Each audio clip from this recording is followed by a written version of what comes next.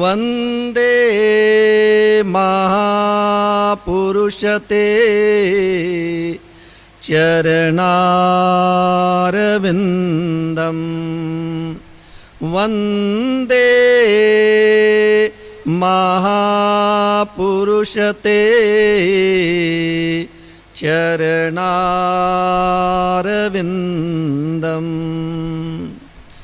ओम कृष्णाय वासुदेवाय हरये परमात्मने प्रणतक्लेशनाशाय गोविन्दाय नमो नमः। गोविन्दाय नमो नमः। गुरुर्ब्रह्मा गुरुर्विष्णु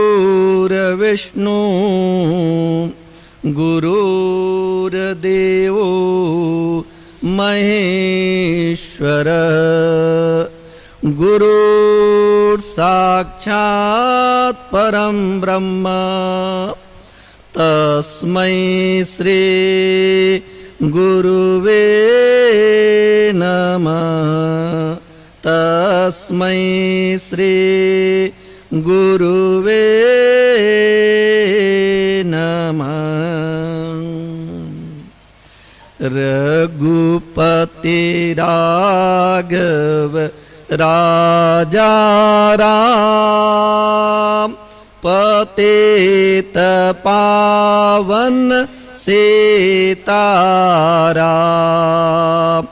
रघुपति राघव राजा राम पतित पावन सीताराम।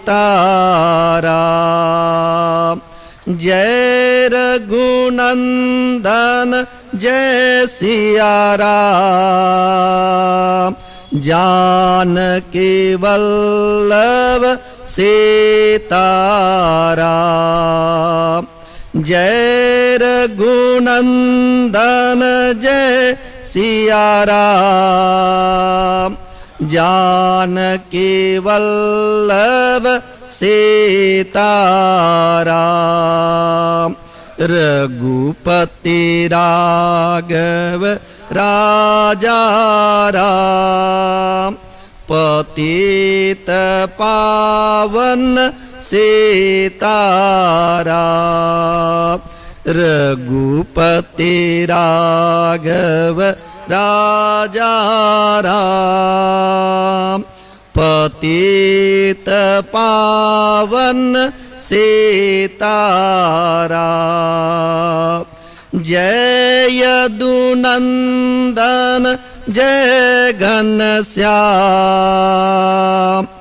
रुक्मिणी वल्लभ राधे श्याम। जय यदुनंदन जय घनश्याम रुक्मिणी वल्लभ राधे श्याम। रघुपति राघव पतित पावन सीताराम।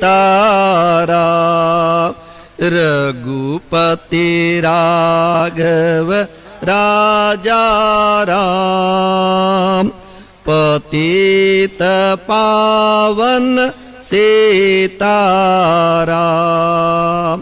रघुपति राघव राजा राम पतित पावन सीताराम। बोलिए श्री कृष्णचंद्र भगवान की जय। सद्गुरुदेव भगवान की जय।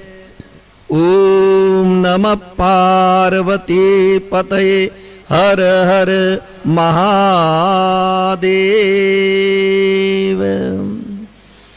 गुरु गंगेश्वर वेद धाम के परमाध्यक्ष परम पूज्य स्वामी जी महाराज, श्रद्धेय स्वामी उमेश्वरानंद जी महाराज, समुपस्थित श्रद्धावान स्वधर्म में तत्पर भगवत कृपा से अनुग्रहित श्रोतावृंद,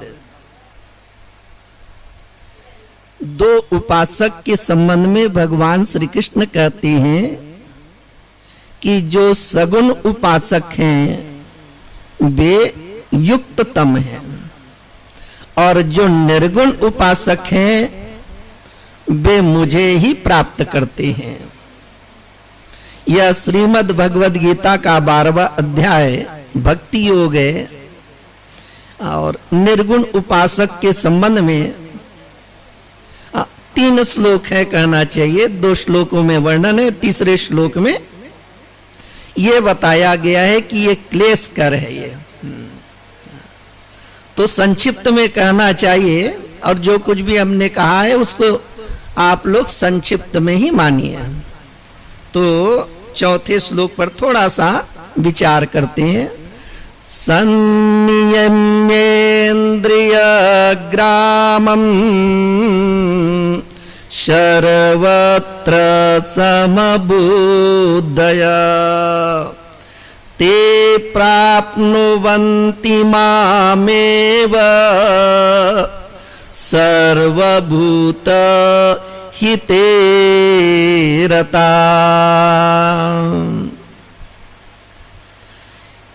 एक संप्रदाय है सोहम संप्रदाय।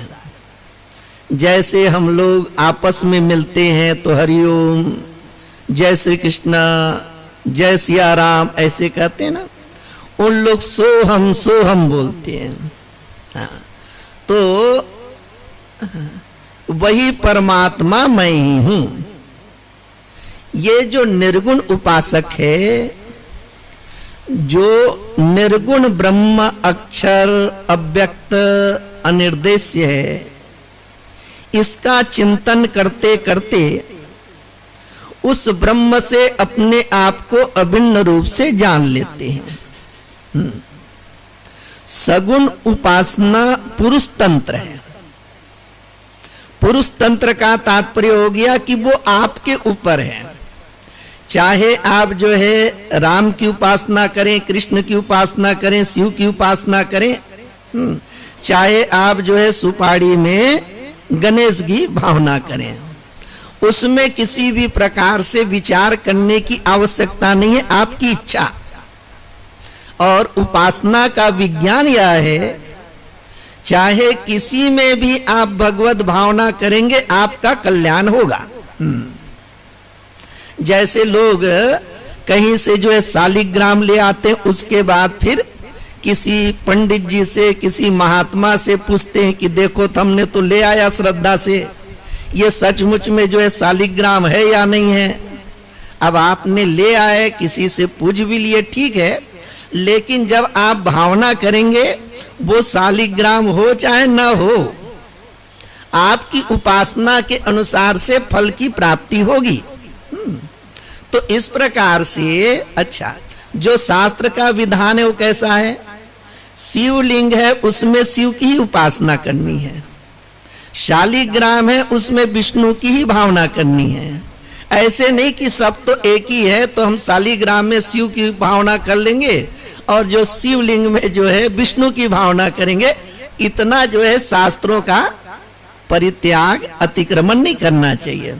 इसी कारण से सत्संग श्रवण करना चाहिए, संत महापुरुषों से चर्चा भी कर लेनी चाहिए, यथाशक्ति शास्त्रों को पढ़ भी लेना चाहिए।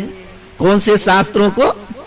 जो प्रामाणिक शास्त्र है, अर्थात गीता भी आप पढ़ें तो जो है गीता प्रेस से प्रकाशित हो, या फिर जो है भागवत पढ़ें तो गीता प्रेस से प्रकाशित भागवत को पढ़ें, क्योंकि अन्य प्रकाशन में फिर कुछ त्रुटियों की संभावना रहती है।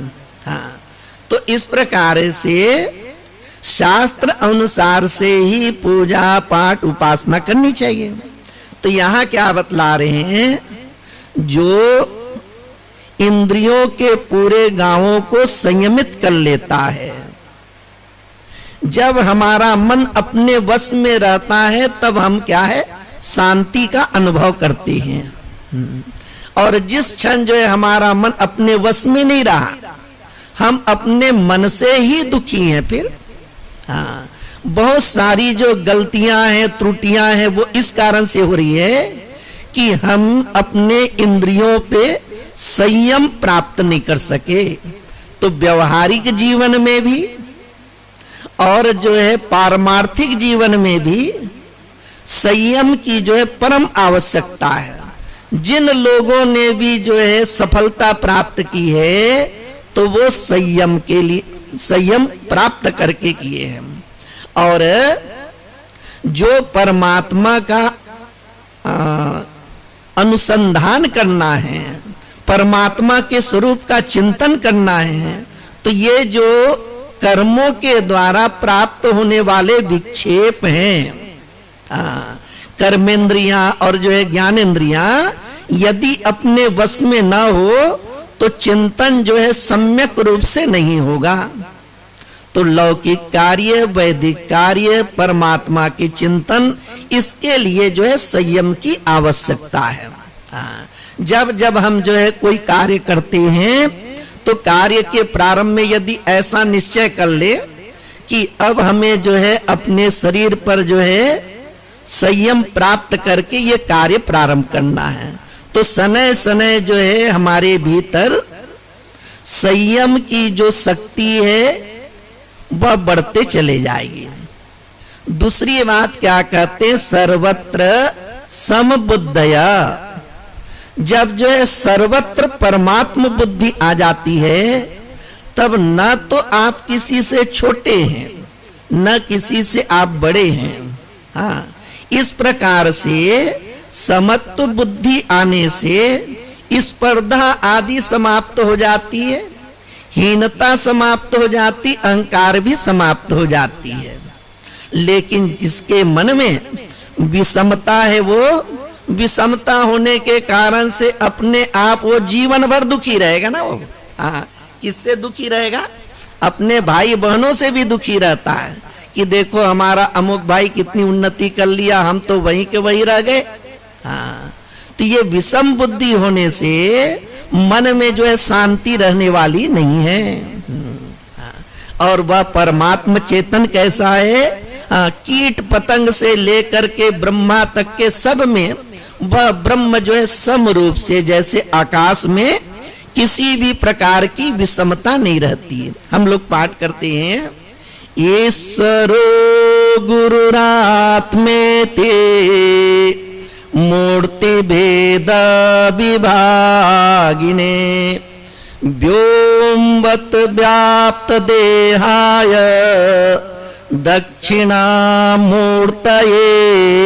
नमः। इतनी सुंदर बात दूसरे संप्रदायों में आपको सुनने के लिए, पढ़ने के लिए नहीं मिलेगी। क्या कहते हैं, हम गुरु के जो है प्रति बहुत आदर भाव रखते हैं और गुरु से ज्ञान प्राप्त करते हैं। किसका ज्ञान प्राप्त करते हैं, परमात्मा का ज्ञान प्राप्त करते हैं। हमारे उपासक हैं, हाँ, ये जो हमारे जो उपासक लोग हैं, वे उपासना करते हैं परमात्मा की और ज्ञान प्राप्त करते हैं गुरु से।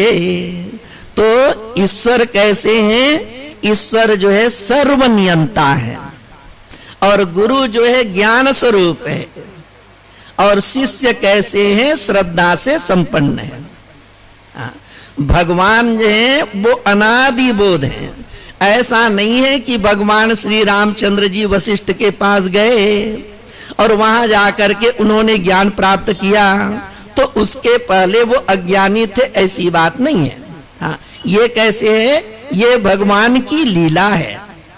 भगवान अवतार ग्रहण करके लोगों के सामने एक आदर्श जो है प्रस्तुत करते हैं कि जिनको इस संसार सागर से पार जाना है तो उनको गुरु के निकट जाकर के ज्ञान प्राप्त करना पड़ेगा।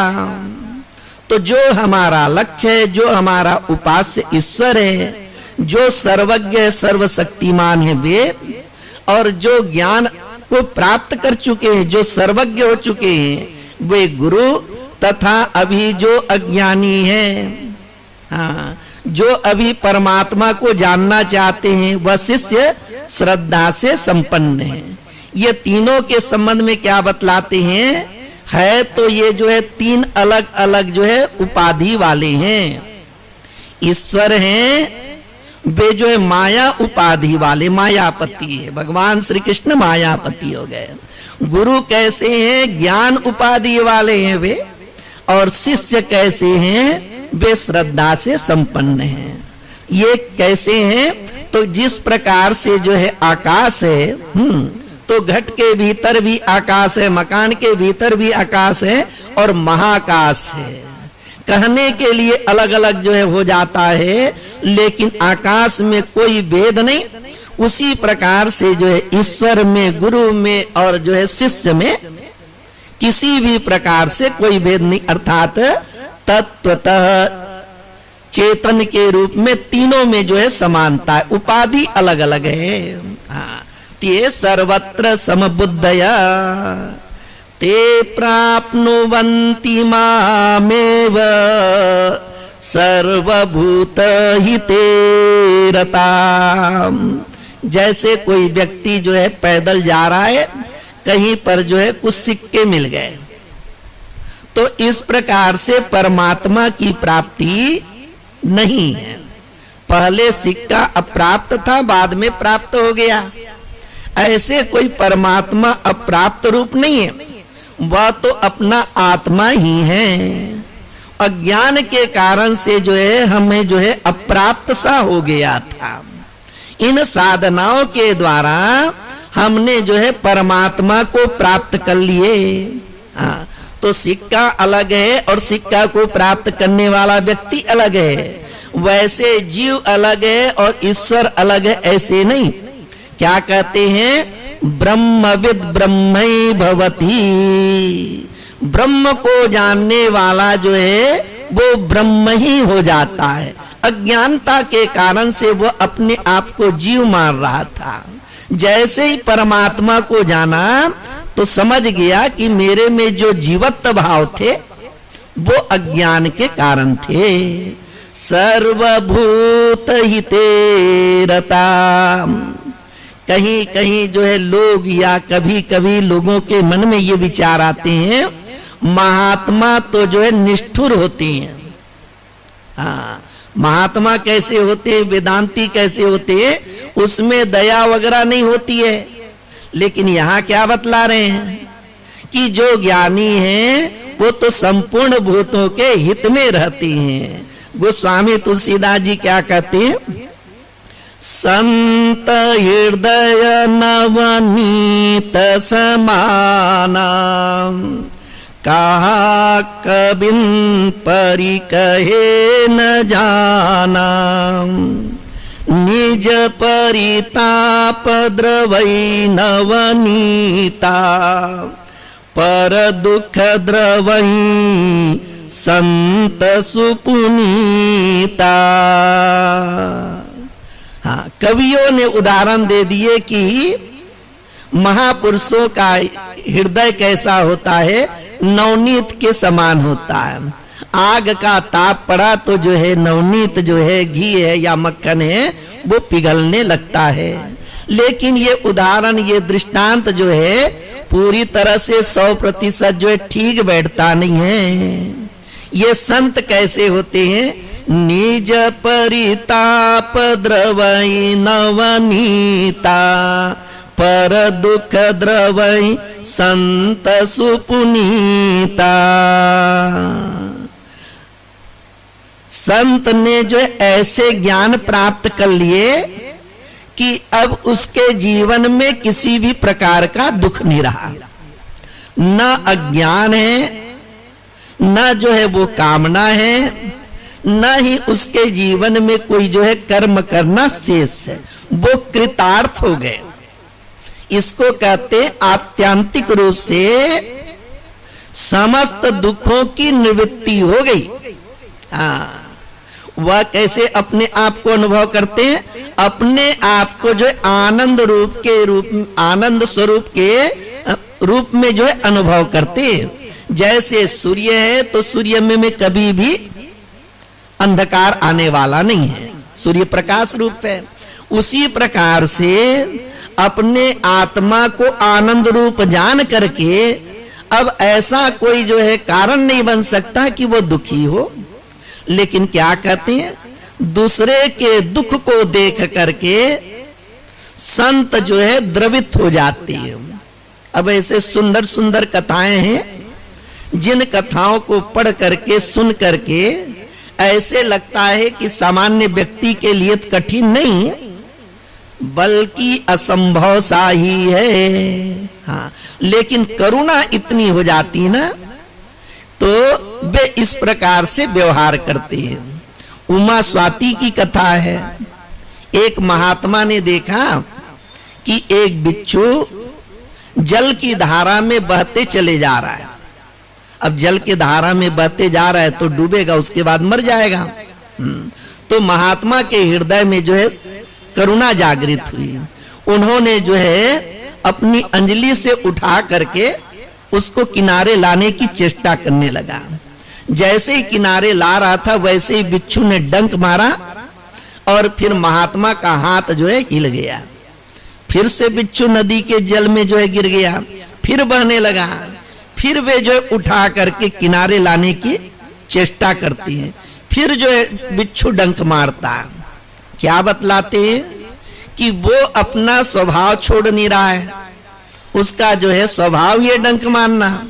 लेकिन ये जो महात्मा है उसके हृदय में इतनी करुणा है कि उसके डंक मारने पर भी उनके प्राण रक्षा की जो चेष्टा है उसका त्याग वो नहीं कर रहे हैं। ये क्या है? सर्वभूत हिते रता।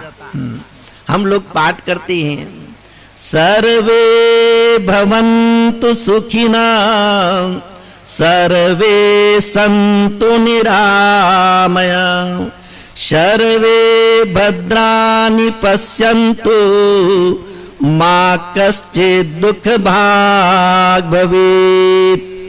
ये प्रार्थना व्यष्टि प्रार्थना नहीं है, व्यक्तिगत प्रार्थना नहीं है, ये जो है समष्टि प्रार्थना है, सब प्राणियों के लिए प्रार्थना है। हाँ, प्रार्थना कैसी करनी चाहिए? सबके लिए प्रार्थना करनी चाहिए। तो क्या कहते, सभी जो है सुखी रहे और सबको जो है वो निरोग रहे, किसी को कोई रोग ना हो और संसार में सबको जो है मंगलमय दृश्य देखने का ही अवसर मिले। हाँ, अभद्र जो दृश्य देखने को नहीं मिले, इस प्रकार से प्रार्थना है। अब इसमें जो है बाधक क्या हो जाते हैं? किसी दूसरे के हित के लिए या संपूर्ण जगत के हित के लिए बाधक जो है वो अपनी स्वार्थ बुद्धि है। अब चाहे वो कितना भी धार्मिक हो व्यक्ति, लेकिन यदि वो डॉक्टर है, जो उसका मेडिकल स्टोर है, दवाई बनाने वाली कंपनियां हैं, वो इस पंक्ति को पढ़े, हाँ, सर्वे भवन्तु सुखिना सर्वे सन्तु निरामया। हाँ, देखो कोई कोई ऐसे भी हमारे सनातनी जो है धार्मिक लोग हैं, वे कहते कि हम प्रार्थना तो करते लेकिन भगवान जो है हमारी प्रार्थना पूरी नहीं करते हैं। हाँ, ये देखो जैसे हम किसी व्यक्ति के पास जाते हैं, कृपालु व्यक्ति के पास में, और अपनी समस्या बतलाते हैं, चाहे वो अपना भाई हो, चाहे चाचा हो, चाहे पड़ोसी हो, वो तो सहायता कर देते हैं। अब कोई जो है इंद्र की उपासना कर रहा है, कोई और जो है अग्निदेव की आराधना कर रहा है, कोई भगवान की आराधना कर रहा है, तो जैसे जगत के लोग सहायता कर देते हैं वैसे तो सहायता करते हुए दिखाई देते नहीं है। तो हमारा जो मन है वो तो जो है भगवान के प्रति जो है जो आस्था है वो भी जो है डगमगा जाती है, ऐसे कहते हैं। हाँ, तो ऐसा है कि ये जो भी उपासना करने वाले, चाहे देव की करे चाहे ईश्वर की करे, जैसे जगत में प्रत्यक्ष रूप से जो है सहायता मिलती है, वैसे कोई प्रत्यक्ष सहायता तो नहीं मिलेगी ना। अवतार काल की बात को छोड़ दो, बड़े बड़े जो है भक्त लोगों ने आराधना की, उसकी बात को भी छोड़ दीजिए। तो इस प्रकार से भगवान कृपा करते हैं, तो भगवान से प्रार्थना में भी कुछ विवेक होनी चाहिए। यद्यपि ये दो जो प्रसंग चल रहा है कि ज्ञान का जो मार्ग है उसमें जो है विवेक वैराग्य चाहिए, अथवा निर्गुण ब्रह्म की उपासना करनी है तो वैराग्य चाहिए। हाँ, देहात्म बुद्धि न हो तब तो जो है निर्गुण निराकार की उपासना करेंगे, लेकिन सगुण साकार की उपासक को भी कुछ तो विवेक चाहिए ना। भगवान से प्रार्थना ही करनी है तो कहीं बुढ़ापे में वो बोले कि हे भगवान, हमने बहुत उपासना की, अब जो है हमको भी जो है जैसे जो है च्यवन ऋषि जो है प्राप्त हो गए युवावस्था को, वैसे ही हमको भी बना दो। तो इस प्रकार की जो प्रार्थना है उसको हम नहीं बोल सकते कि ये प्रार्थना ठीक है। इसी प्रकार से हम प्रार्थना तो कर रहे हैं कि सब जो है निरोग रहे, लेकिन सब तो निरोग नहीं रहेंगे ना। हाँ, सब निरोग रहेंगे नहीं। हाँ, तो प्रार्थना भी कैसे है, उसमें भी एक समझदारी है, उसमें भी एक समझदारी है। ऐसे नहीं है कि भाई हे परमात्मा, हम जो है आपकी आराधना करते हैं तो भारत की जितनी भी नदियां हैं सब स्वच्छ हो जाए। हाँ, ज्यादा ना हो तो गंगा यमुना और जो है ये नर्मदा नदी और जो ये तो स्वच्छ हो जाए। अब ऐसी प्रार्थना गंदा करें हम और फिर भगवान से प्रार्थना करें तो प्रार्थना में भी विवेक है ना, प्रार्थना में भी विवेक है। तो इस प्रकार से हम प्रार्थना करते हैं, लेकिन जितने भी जो है चिकित्सा विभाग से जुड़े हुए हैं, हाँ, जब जब जो है उनके पास में जो है रोगी कम आते, सब चिंतित हो जाते हो। हाँ, सब चिंतित हो जाते हैं, डॉक्टर है, नर्स है, सब चिंतित हो जाते। ऐसे में तो हमारा जीवन नहीं चलेगा। ऐसे में हमारा जीवन नहीं चलेगा। और इसके विपरीत भी है भाई, वास्तविकता हम बोल रहे हैं, जब जब रोग बढ़ता है तब तक ये जो प्रसन्न भी होती है, हाँ, धंधा खूब चला अपना। तो ये जो प्रार्थना है वो वही कर सकते हैं जिसमें जो है स्वार्थ भावना ना हो। हाँ, स्वार्थ भावना से जो व्यक्ति अत्यंत ग्रसित है वो तो भावना भी नहीं कर सकता है। तो दो बातें हैं, एक तो जो है संपूर्ण भूतों के लिए जो है कल्याणकारी भावना करना, ये अंतःकरण का धर्म हुआ। भावना करते हैं, ये अंतःकरण का धर्म हुआ। और कल्याणकारी कार्य करते हैं, ये बहिरंग धर्म हुआ।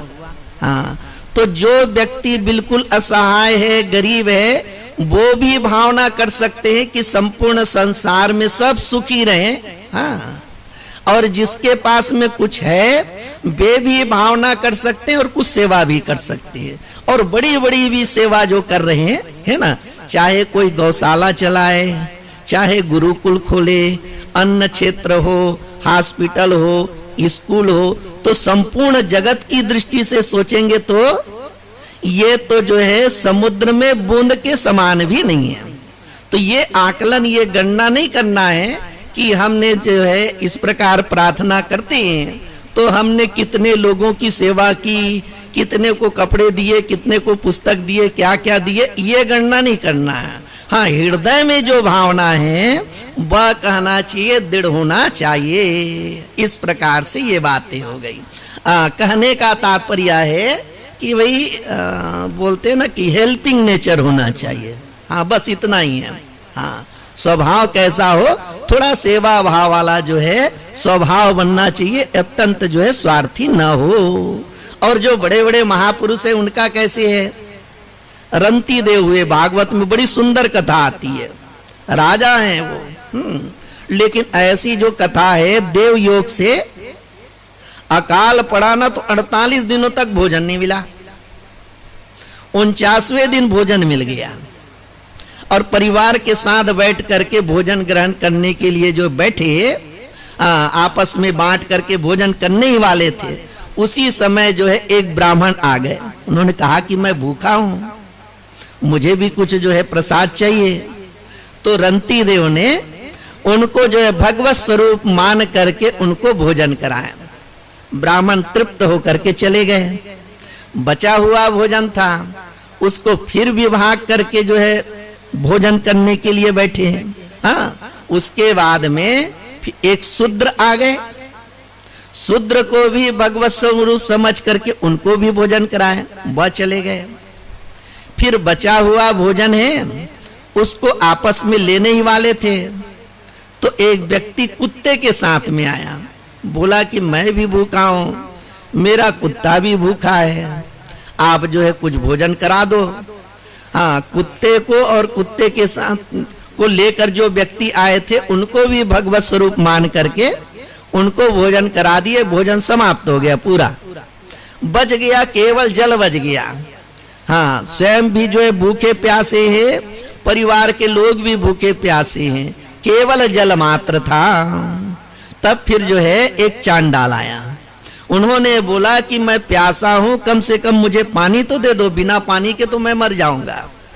उनकी इस स्थिति को देख करके रंती देव जो है अत्यंत जो है वह द्रवित हो गए। वे विचार करने लगे कि कितने लोग जो है दुखी हैं यहाँ पे संसार में, अन्न जल का भी जो है वो अभाव है, नाना प्रकार के भी दुख है। हाँ, दुखी दुख है वो। हाँ, तो बहुत बड़े महापुरुष थे, वे जो है भगवान से प्रार्थना करते हैं, आरतिम प्रपद्ये खिल देह भाजाम अंतस्थितो येन भवन्त्य दुःखा। हे प्रभु, आपसे यही प्रार्थना करता हूं कि आप मेरे को सब प्राणियों के हृदय में बैठाल दीजिए। शास्त्र का ऐसा मत है कि सबके हृदय में जीवात्मा भी है और परमात्मा भी है। जीवात्मा सुख दुख को भोगता है और परमात्मा साक्षी है। वो हाँ, वो कैसे साक्षी है? तो रंती देव कहते हैं कि आप मुझे सब प्राणियों के हृदय में बैठाल दीजिए और उन प्राणियों को प्राप्त होने वाले दुख को मैं जो है प्राप्त करूं, मैं दुख भोगूं और सब प्राणी फिर जो है सदैव जो है सुखी रहे। ये प्रार्थना रंती देव करते हैं। उसके बाद जो जल रहता है उस जल को जो है उनको दे देते हैं। उनकी इस प्रकार की करुणा आदि को देख करके फिर जो है ना ब्रह्मा विष्णु और महेश जो है प्रकट हो जाते हैं। ये सब जो है विष्णु की माया ही थी। तो ऐसे सुंदर सुंदर जो है हाँ, ये प्राणियों के हितार्थ सब जो है कथा आदि है। हाँ, तो वेद का ही एक जो है वाक्य है, आत्मनो मोक्षार्थम जगत हिताय च। साधक के जीवन में दोनों का जो है समावेश होना चाहिए। आत्मा की मुक्ति के लिए वह साधना करे और जगत के लिए मतलब जो है उद्धार के लिए, उसके हित के लिए यथाशक्ति जो है भावना भी करनी चाहिए और जो है जितना हो सकता है स्वाभाविक रूप से सहजता से सेवा कार्य आदि भी करना चाहिए। गोविंद जय जय गोपाल जय जय।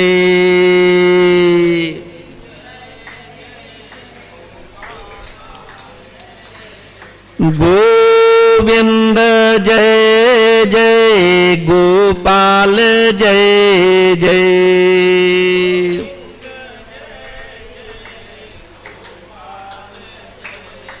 राधा रविंद जय जय।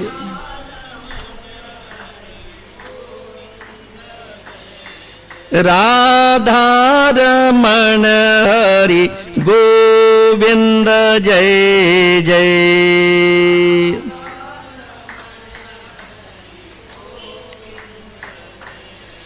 गोविंद जय जय गोपाल जय जय।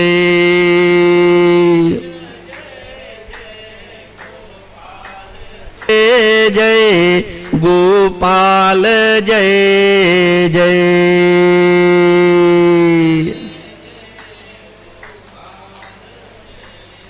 राधा रमण हरि गोविंद जय जय।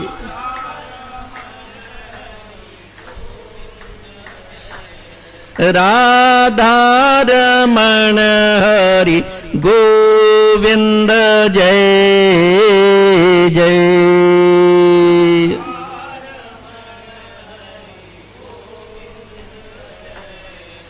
बोलिए श्री कृष्ण चंद्र भगवान की जय।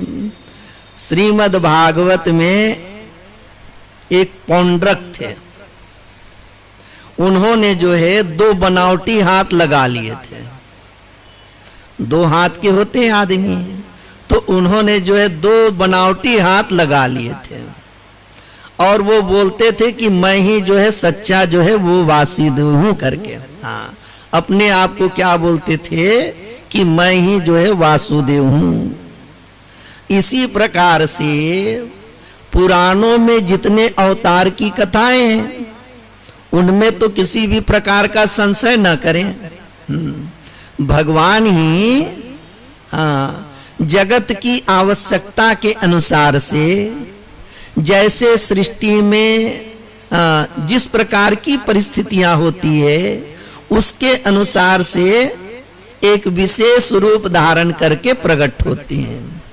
वही भगवान मत्स्य के रूप में अवतरित होते हैं, वही भगवान जो है कपिल भगवान के रूप में अवतरित होते हैं। तो जिस जिस समय जिस जिस चीज की आवश्यकता होती है वैसे वैसे वो लीला करते हैं। कपिल भगवान ने अपनी माँ को उपदेश दिए। हाँ, और जो ऋषि भगवान आए उन्होंने जो है हिरण्यकशिपु का वध कर दिए। इस प्रकार से जिस समय में जिस प्रकार की आवश्यकता है वैसे उनका स्वरूप होगा, वैसे उनके कर्म होंगे। अब उसके बाद में कोई भी आ जाते हैं भाई, हाँ, और बोलने लगे कि हम भी वही हैं, हम भी भगवान हैं, तो वो शास्त्र सम्मत बातें वो तो ठीक है, लेकिन जब ऐसे कहने लगते हैं तो उसमें सावधान रहना चाहिए। तो पौंड्रक जो है वो कहते थे कि मैं ही वासुदेव हूं। हाँ, भगवान ने क्या किए, उनका संहार कर दिए। तो इस प्रकार से अपने आप में जो भावना है ना वो शुद्ध भावना रखनी चाहिए। अब व्यवहारिक भावना तो यह है कि हम लोग जो है मनुष्य हैं, लेकिन जब आध्यात्मिक ढंग से विचार करेंगे तो फिर परमार्थ रूप से तो सतचित आनंद रूप है। हाँ, अब उस स्वरूप को प्राप्त करने के लिए दो मार्ग है। एक कौन सा है, जो शिवोहम वाला मार्ग है। सब जो कुछ भी उपाधि है उन सब का जो है त्याग करना है। त्याग मतलब मन से बुद्धि से जो है उन सब का जो है बुद्धि से निषेध करते जाना है। दूसरा मार्ग जो है सगुण साकार का भक्ति का मार्ग है कि मैं आपका जो है दास हूं। एक ये मार्ग है। हाँ, तो यह जो 5वां श्लोक है उसमें क्या बतलाते हैं कि ये जो अक्षर ब्रह्म की उपासना है उसमें जो है क्लेश अधिक है। हाँ, अक्षर ब्रह्म की उपासना है उसमें क्लेश अधिक है और जो है अव्यक्त स्थिति प्राप्त हो जाती है। मन को ऐसे स्थिति में ले जाते हैं जहां पर जो है न किसी भी प्रकार का जो है दृश्य नहीं है, आकार नहीं है, बिल्कुल निराकार अवस्था में निर्विकल्प स्थिति में अपने मन को स्थापित कर पाने में समर्थ भी होते हैं। लेकिन वो कैसे प्राप्त होता है, देहाभिमानी को बड़े दुख से प्राप्त होता है। ये 5वां श्लोक है। क्लेशोऽधिकरस्तेषाम् अव्यक्तासक्तचेतसाम् अव्यक्ता हि गतिर्दुःखम् देहवद्भिर्वाप्यते। ये आसक्त, ये जो अव्यक्त में जो आसक्त चित्त वाले हैं, ऐसे पुरुषों को क्लेश बहुत होता है। क्योंकि देहाभिमानी जो पुरुषों को अव्यक्त की जो गति है बड़े दुख से प्राप्त होती है। क्या बतला रहे हैं? अव्यक्ता सक्त चेतसाम, हमारा मन जो है नाम रूपात्मक जगत में लगा हुआ है। यहां से जो है मन को हटाना है, इन सब से जो है समेटना है और मन को वहां ले जाना है जहां पर जो है निर्विकार अवस्था है। किसी भी प्रकार के जो है वहां पर नाम रूप आदि नहीं रहेंगे।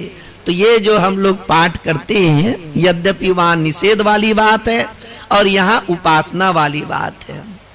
मनोबुद्धि अहंकार चेतानि नाहं, न श्रोत जिह्वे न च घ्राण नेत्रे, न च व्योम भूमि न तेजो न वायु, चिदानंद रूपा शिवोहम शिवोहम, चिदानंद रूपा शिवोहम शिवोहम।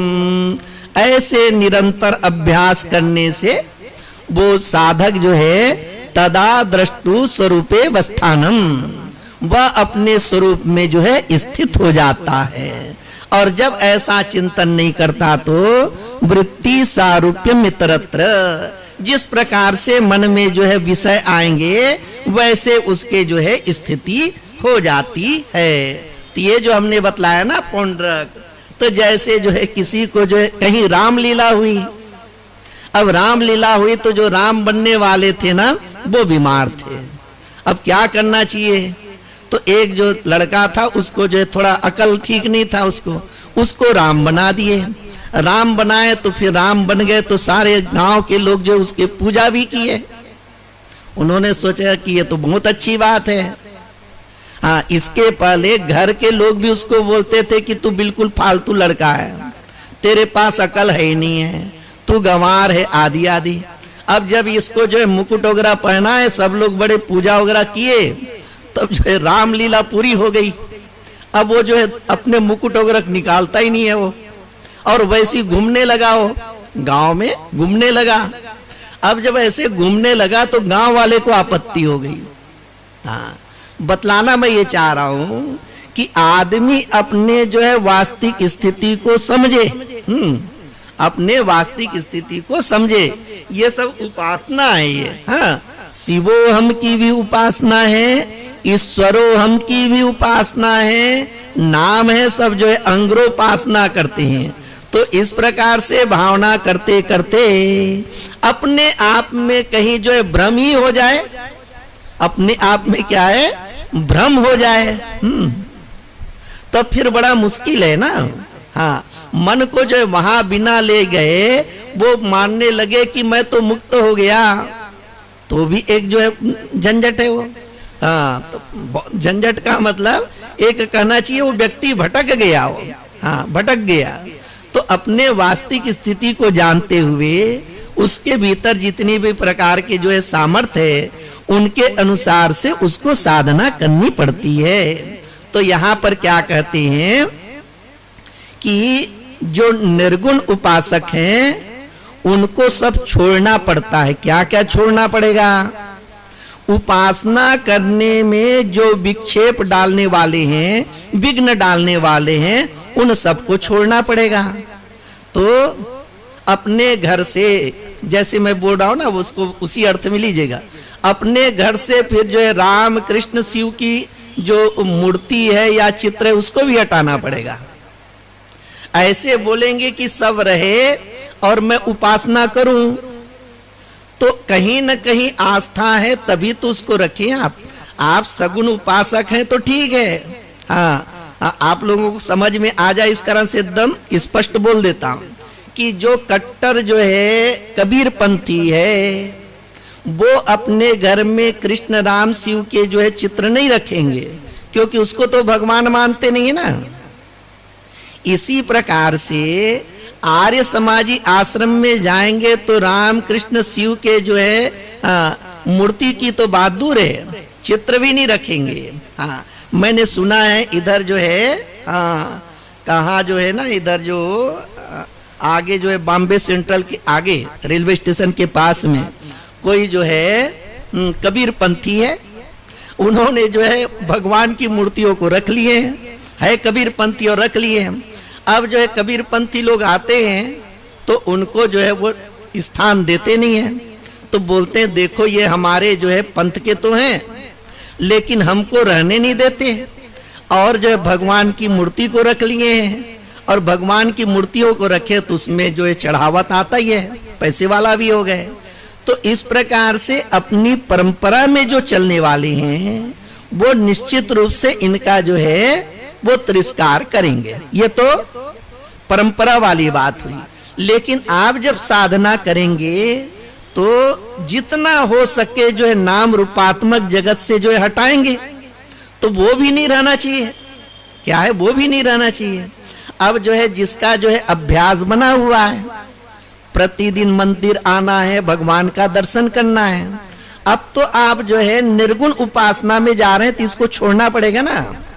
सुबह आप जो है भगवान के सगुण की उपासना करेंगे, सगुण साकार की, उसके बाद घर में जा करके निर्गुण निराकार की उपासना करेंगे, ये दोनों बातें तो नहीं चलेगी वो, तो उसका त्याग करना पड़ेगा। जब आप त्याग करेंगे तो घर में और जो है समाज में आपकी जो है आलोचना होगी। पहले तो बढ़िया जो है पूजा पाठ करते थे, धार्मिक थे, भक्त थे, अब तो जो है आपने छोड़ दिए। जितने भी प्रकार से जो है सगुण साकार के जो है पूजा ये आरती है, वंदना है, वो भी छोड़ना पड़ेगा। इधर आप कहीं बोलेंगे श्री रामचंद्र के पाल भजनम, और इधर जो है बोलेंगे कि भाई वो परमात्मा तो जो है निर्गुण है, हाँ, राम ब्रह्म चिन्मय अविनाशी। हाँ, तो इस प्रकार से दोनों बातें नहीं चलेगी ना। हाँ, कभी आप सगुण का भी कर लिए और कभी जो निर्गुण का कर लिए, तो मन तो एक ही है। जब उस रास्ते पे जा रहे हैं तो उसी रास्ते पे ही चलना पड़ेगा। तो इससे एक बतला रहे हैं कि समाज में जो सम्मान बना हुआ है वो तो समाप्त हो जाएगा। दूसरी बात है कि इसको छोड़ने में आपको यत्न करने पड़ेंगे। हाँ हाँ, कई जो कथावाचक है ना, वो कैसे कथा करते हैं, जीवन भर रामचरित मानस की कथा करेंगे, भागवत की कथा नहीं करेंगे। क्यों? उसका अभ्यास बना हुआ है। कोई जो है भागवत की कथा करते हैं और अन्य ग्रंथ की कथा नहीं करते हैं। एक ऐसे संत है जो है हमेशा अष्टावक्र गीता पर ही प्रवचन करते हैं। तो ऐसा तो नहीं कि सारे ग्रंथों का जो है वो अध्ययन करके उस पर जो है अपने प्रवचन करने का सामर्थ्य हो। तो इस प्रकार से जब जो है जिसकी उपासना करेंगे उसी में ही रहना है आपको। तो वह क्या होगा, पहले आप उपासना किए थे तो उनको हटाना पड़ेगा। ये तो ईश्वर संबंधी बात बोल दिए। उसके बाद जिसके जिसके प्रति ममता है, वो सब ममता जिनके प्रति है वो सब ख्याल आने लगेंगे। हाँ, बोलते हैं ना, इसे दृष्टांत देती है। एक व्यक्ति गया और जा करके जो है उन्होंने जो है महात्मा से पूछा कि मैं भी जो उपासना करना चाहता हूँ। उन्होंने बतला दिए, ठीक है भगवान की उपासना किया करो करके। 2-4 कदम आगे जा रहे थे तभी महात्मा ने आवाज दिया, सुनो सुनो, एक बात तो बोलना भूल गया। बोले कि ऐसा है, जब उपासना करोगे ना तो बंदर का स्मरण नहीं आना चाहिए। तो उस व्यक्ति ने बोला कि इसमें कौन सी बड़ी बात है, बंदर का तो कभी ख्याल ही नहीं करता हूं मैं। अब जब जब जो है पद्मासन लगा करके ईश्वर की आराधना करने का प्रयास करे तो उसको यही याद आती थी बात की जो है महात्मा ने कहा है कि वानर का जो है स्मरण नहीं करना, उसी का स्मरण होने लगा। तो जिसका आप निषेध करेंगे, हाँ, वो क्या है, उसी के निषेध करने में ही उसी का चिंतन चलेगा। हाँ, ये क्या बतला रहे हैं, क्लेशोधिकरस्ते साम अव्यक्तासक्त चेतसाम।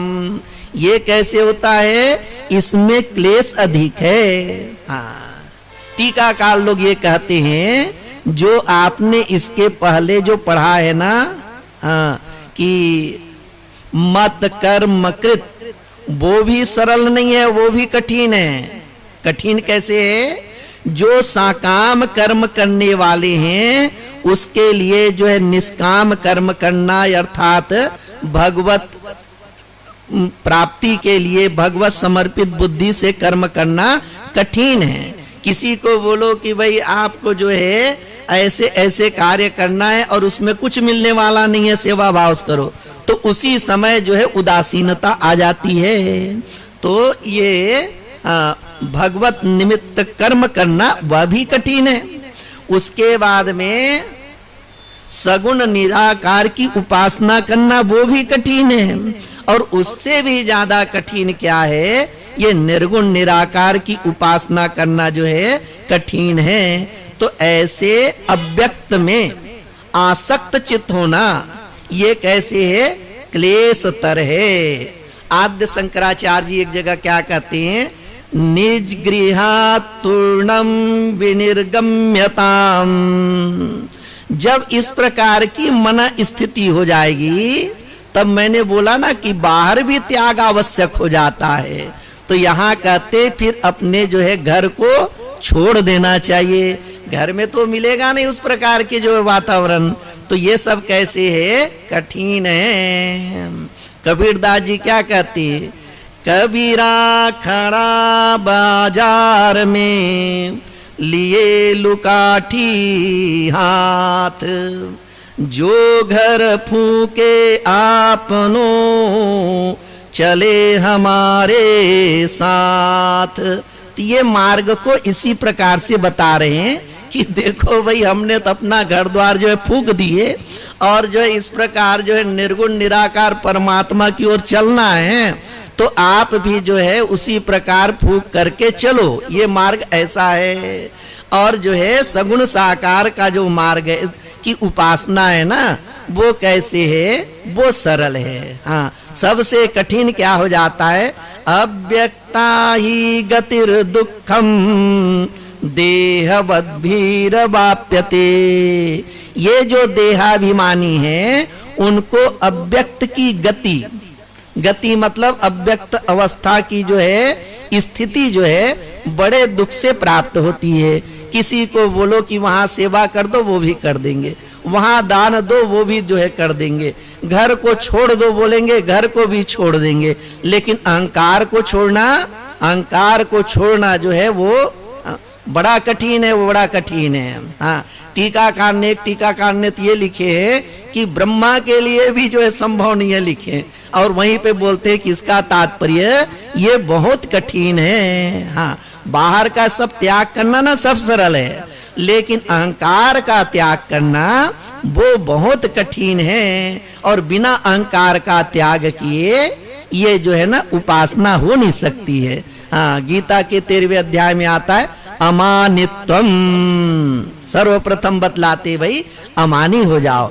इसका मतलब ये मत सोच लेना कि जो भक्ति का मार्ग है या सगुण साकार का मार्ग है उसमें जो है अभिमानी जाता है, वहां भी दासो हम बनना है। हाँ, एक जो है उपासना ऐसे है जिसमें अपने आप को जो है व्यापक रूप से अनुभव करना है, और दूसरी उपासना वह है जिसमें अपने अहंकार को बिल्कुल जो है गला देना है। हाँ, आत्मा को जो है अपनी आत्मा को व्यापक रूप से अनुभव करना है। और दूसरे उपासना है उसमें है कि अपने आप को जो है एकदम से कहना चाहिए, छोटे से छोटे बना लेना है, अर्थात अहम को गला देना है। हाँ, तो ये दो बातें हैं। अब इसमें इतना ही कहेंगे कि ये निर्गुण जो ब्रह्म की उपासना है उसको क्या बतला दिए? क्लेश अधिक है और अव्यक्त गति प्राप्त होती है, नहीं प्राप्त होती नहीं बोल रहे, लेकिन उसमें दुख बहुत है। गोविंद जय जय गोपाल जय जय,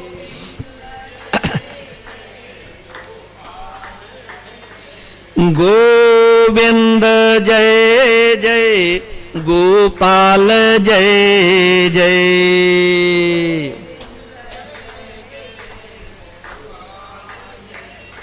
राधा रमण हरि गोविंद जय जय।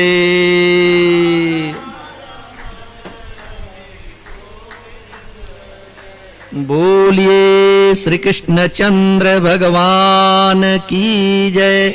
ओम नमः पार्वती पतये हर हर महादेव। ओम जय जगदीश हरे स्वामी जय दीननाथ हरे। भक्त जनों के संकट दास जनों के तुलसी वाला दूर करे। ओम जय जगदीश हरे प्रभु जो दयाबे फल पावे। दुख बिन से मन का सुख दुख बिन से मन का सुख संपत्ति कर आवे। श्याम सुंदर घर कष्ट मिटे तन का। ओम जय जगदीश हरे प्रभु माता पिता तुम मेरे शरण पर मैं किसी की स्वामी शरण गहूँ मैं किसी की। तुम बिने और न दूजा प्रभु बिने और न आस करूँ मैं किसी की। ओम जय जगदीश हरे प्रभु तुम पूर्ण परमात्मा तुम्हें अंतर्यामी स्वामी तुम्हें अंतर्यामी। पार ब्रह्म जगत पिता जगदीश्वर तुम सबके स्वामी। ओम जय जगदीश हरे प्रभु तुम करुणा के सागर तुम पालन करता स्वामी तुम रक्षा करता। मैं मूरख खल कामी मैं सेवा मैं कृपा करो भरता। ओम जय जगदीश हरे प्रभु तुम हो एक अगोचर सबके प्राणपति स्वामी सबके प्राणपति। कैसे विद्या मिलूं कैसे आऊं शरण में तुमको मैं कुमति। ओम जय जगदीश हरे प्रभु दीन बंधु दुख हरता ठाकुर तुम स्वामी रक्षक तुम मेरे। अपने हाथ उठाओ अपने शरण लगाओ द्वार पड़ाते।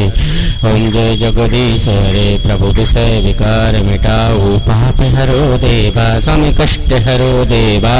श्रद्धा भक्ति श्रद्धा प्रेम बढ़ाओ संतन हरि सेवा। ओम जय जगदीश हरे प्रभु तन मन धन और जीवन सब कुछ है हम सब कुछ है तेरा। तेरा तुझको अर्पण प्रभु जी को समर्पण क्या लागे में। ओम जय जगदीश हरे प्रभु श्याम सुंदर जी की आरती जो कोई नर गावे स्वामी प्रेम सहित गावे। काट सेवा हरि हर स्वामी मन वांछित फल पावे। ओम जय जगदीश हरे जय प्रभु वेद हरे स्वामी जय प्रभु वेद हरे। ईश्वर की है वाणी ईश्वर की है वाणी ब्रह्मा पाठ कर। जय प्रभु वेद हरे प्रभु दर्शन से भयनाश है। अगुणित विघ्न हरे स्वामी अगुणित विघ्न हरे। दुख जाबे सुख आबे दुख जाबे सुख जो कोई वेद पढ़े। ओम जय प्रभु वेद हरे प्रभु श्रद्धा से जो श्रवण करे नर रह भंडार भरे स्वामी रह भंडार भरे। रक्त शुद्ध सुखतम पति रक्त शुद्ध सुखतम पति पूर्ण वेद करे। ओम जय प्रभु वेद हरे प्रभु के जुसा में अतर नाम खरे स्वामी वैदिक नाम खरे। चार पदार्थ पामे चार पदार्थ पामे जो जन ध्यान धरे। ओम जय प्रभु वेद हरे प्रभु सबको सब सुख आवे।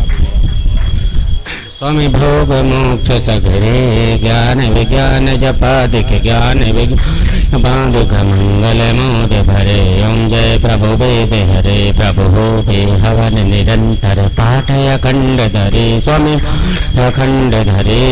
लक्ष्मी बासा घर में लक्ष्मी बासा घर में हर हित दान कर। जय प्रभु वेद हरे प्रभु भक्त जनों में सजी आरती संत हरदास करें स्वामी संत हरदास करें। श्रोतागढ़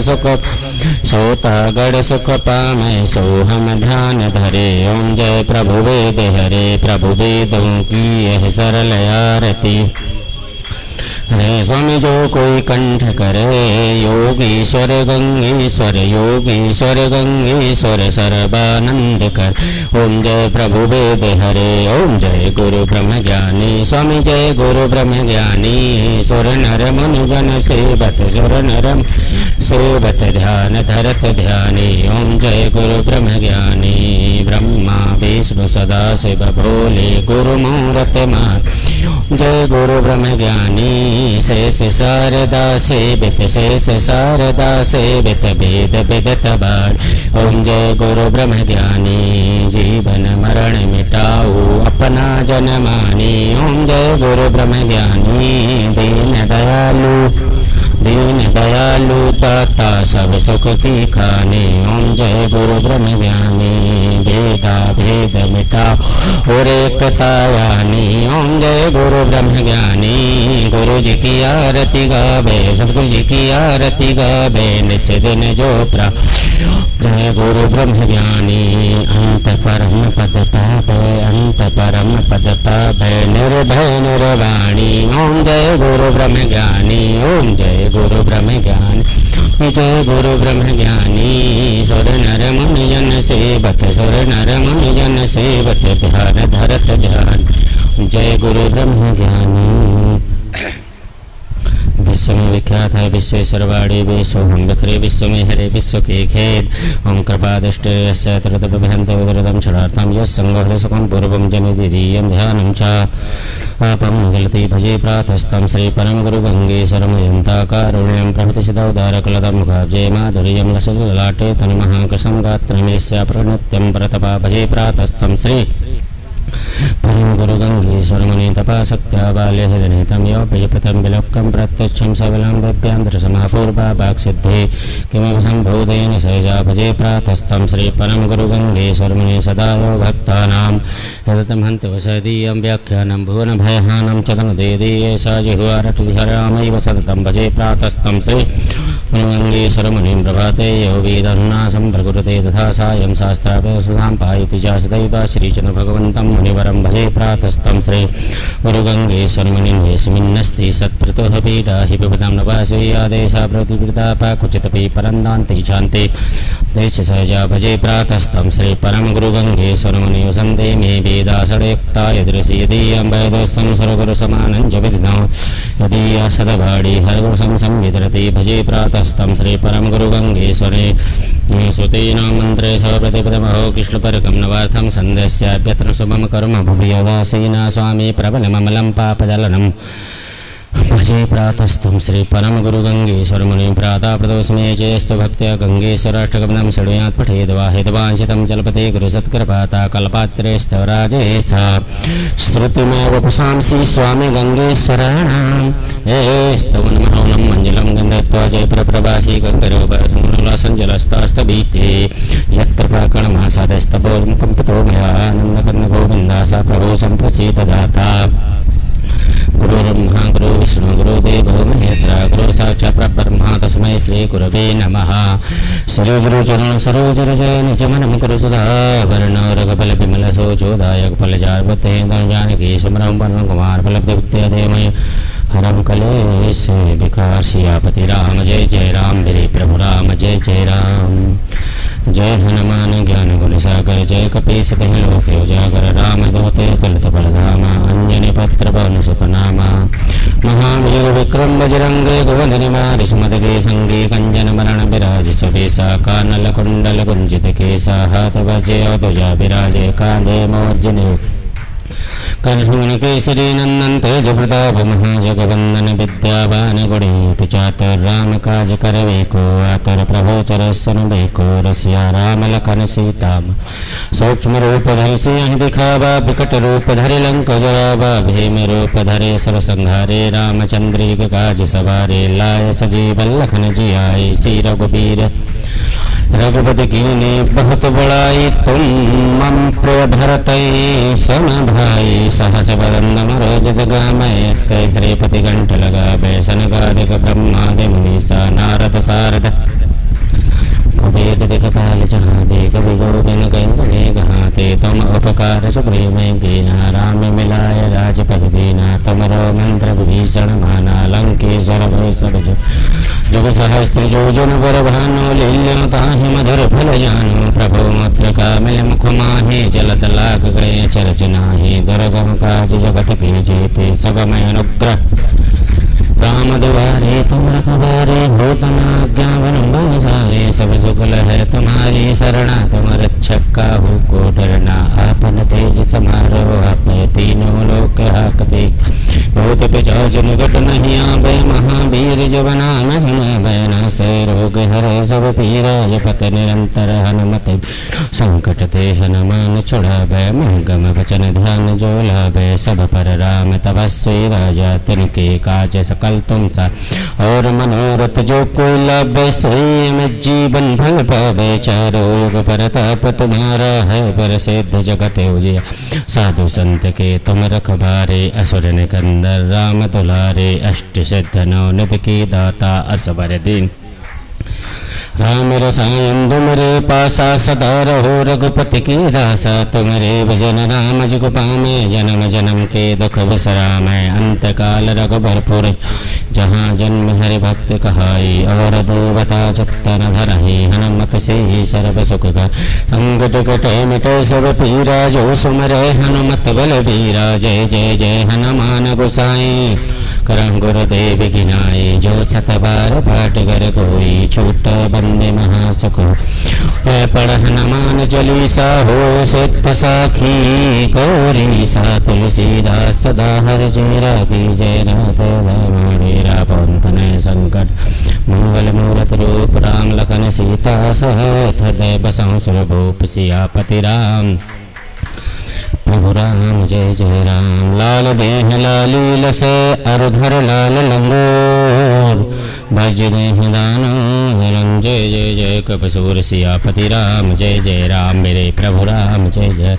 मेरा प्रणाम सीताराम करो कल्याण प्रेम से बोलिए गणपति के जान भगवान की लक्ष्मी नारायण भगवान की वेद भगवान की बाल कृष्णलाल की उमापति महादेव की राजा रामचंद्र भगवान की राधा कृष्ण भगवान की हनुमान जी महाराज की अम्बे मात की वरण झूलेलाल भगवान की वृंदावन बिहारीलाल की बाकी बिहारीलाल की सदगुरुदेव भगवान की गंगा मैया की यमुना महारानी की भक्ति महारानी की धर्म की अधर्म का प्राणियों में विश्व का गौ माता की गुरु गंगेश्वर धाम की संध्या आरती की आज की आनंद की जय जय श्री राधे जय जय श्री राधे जय जय श्री राधे श्याम ओम नमः पार्वती पतये हर हर महा